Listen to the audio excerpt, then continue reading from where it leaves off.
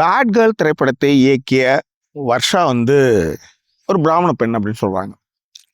அவங்க எந்த சமூகத்தை சேர்ந்தவங்க, எந்த ஜாதியை சேர்ந்தவங்கன்றதெல்லாம் நம்மளுக்கு கவலை கிடையாது. ஒரு படைப்பாளி, அவ்வளோதான். அந்த கேட்டகரியில் வரும்போது அவன் எதை வேணாலும் எடுக்கலாம். அட்டன்பரோ இந்தியாவில் பிறந்தார். அவர் காந்தி திரைப்படத்தை இருக்கு இல்லையா? ஓகே. ஸோ ஹிட்லருடைய நாசி என்னெல்லாம் பண்ணிச்சு, என்ன மாதிரியெல்லாம் யூதர்களை கொடுமைப்படுத்துச்சு அப்படின்றது இன்றைய வரை அந்த புத்தகத்தை படித்து வேண்டெழுந்தவர்கள் எல்லாருமே அதை பற்றின திரைப்படங்கள் இன்றைய வரையிலும் எடுத்துகிட்டு இருக்காங்களே. அதுக்கு என்ன காரணம்? எல்லாம் அவங்க ஜாதியா, அவங்க யூதர்களா அப்படின்னு யோசிக்கணும்ல.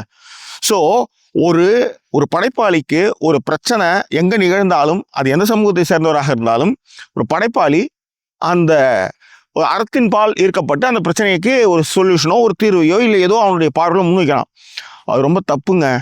அதில் ஒரு பெரிய வரலாற்று உண்மையை மறைச்சிருக்காங்க அப்படின்னு சொல்லுங்க. ஒரு நியாயம் இருக்குது.